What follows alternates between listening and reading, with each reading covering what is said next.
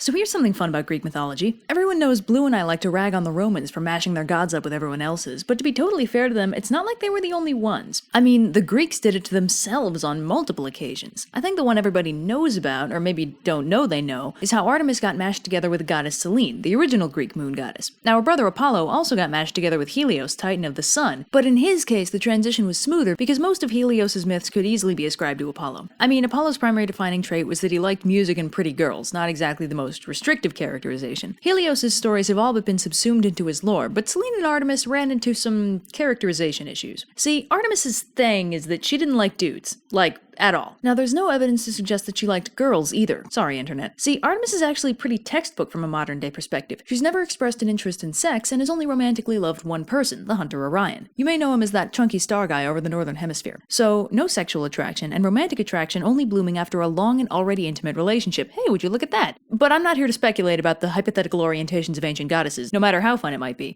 The point is, Artemis's primary defining feature was no boyfriends ever except for that one time. Now this came into direct conflict with Selene, whose only major story involved head-over-heels love at first sight. You're probably familiar with this story in some form, but not its original form because nobody knows what that is. By the time we got a hold of it, it was already fragmented into way too many regional versions to have a true version, but the consolidated one is basically this. So there's this dude, Endymion, who is beyond pretty. So Selene floats overhead every night just looking at this fine honey of a shepherd, or maybe a king, sources vary. After a while, she's like, okay, I can't handle this, and goes to Zeus, asking him to do something about it. When he asks her to narrow it down, she tells him she wants to be able to look at Endymion's beautiful face forever, which is actually an instance of aesthetic attraction as opposed to romantic or sexual. Though it's a common misconception that aesthetic attraction follows from or inherently leads to romantic or sexual attraction, they are actually completely disparate, a fact that becomes obvious when one notes that your friendly neighborhood asexual is completely capable of appreciating gorgeous people in the same way one might platonically admire a sunset. So Zeus grants Selene's wish by putting Endymion to sleep forever, so that he'll never age and never die, but also never wake up again. Selene is fine with this, demonstrating that her love for Endymion is purely physical at this point. The Greek concept of eros, or passionate love, is characterized as beginning with physical appreciation and growing to appreciate within as well as without. But Selene demonstrates something more closely resembling the Greek concept of mania, manic love, characterized by impulsive acts that prioritize ownership of the loved one over their spiritual well-being. And then she proceeds to have 50 kids with Endymion. Whoa, not cool, lady, he's asleep!